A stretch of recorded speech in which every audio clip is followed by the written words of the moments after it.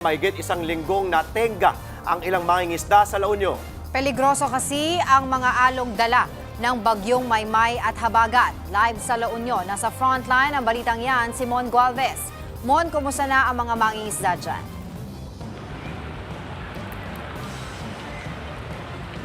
Andre, Angela, bago ko sagutin yan, talagang bigyan ko lang muna kayo ng weather update dito, no? Ilang sandali bago tayo magsipapuwid. Bumuhos na naman ng malakas na ulan dito sa bayan ng San Juan.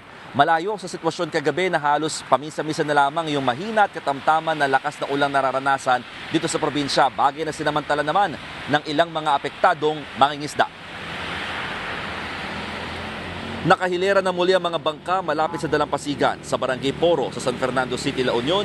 Ibinaba na uli ng mga mangingisda ang mga bangka matapos itabi at itago sa pananalasa ng bagyong Maymay.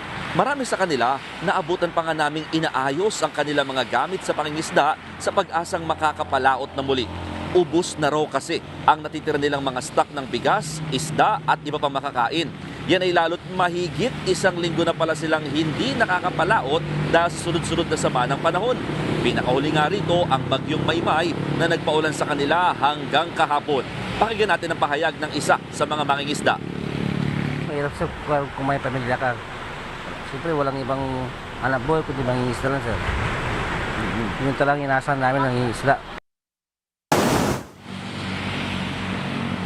Kahapon, nalagay sa alanganin ang 5 mangingisda na pumalaot sa kasagsagan ng bagyong Maymay. Nagkaroon daw ng problema sa makina ng kanilang bangka kaya makikitang nagpalutang-lutang pa sila sa dagat habang malakas ang mga alon. Agad namang nailigtas ang 5 na pawang taga-Ago o La Union. Samantala, dahil sa sunod-sunod na araw namang pag-ulan, nangangamba ang Office of Civil Defense na hindi malabong magtala ng iba pang panganib. Pakinggan natin ang pahayag ng OCD Region 1. Yan yung mga nagsaserve na watershed, di ba?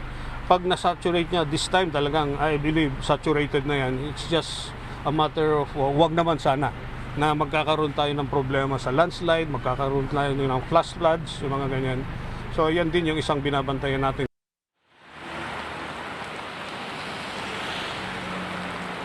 Andre, Angela, chinek natin sa Pag-asa at wala naman nakataas na gale warning dito sa bahagi ng seaboards ng La Union. Kaya nga, kumbaga, maaaring makapaglayag kahit paano ang mga mangingisda. Although sa malalapit lang naman daw sila, around 20 miles from the shoreline, para hindi rin naman daw sila malagay sa panganib sakali magkaroon ng sama ng panahon. Samantala, yung ganitong bigla-biglang malalakas na ulan, mukhang magkakaroon na naman ng pagkakataon ng pag-iisipan ulit ng mga lokal na pamahalaan na payagan ang pangingisda o pag-swimming rather at surfing dito sa lugar, lalo't iyan ay pinagbawal nitong mga nakaraang araw.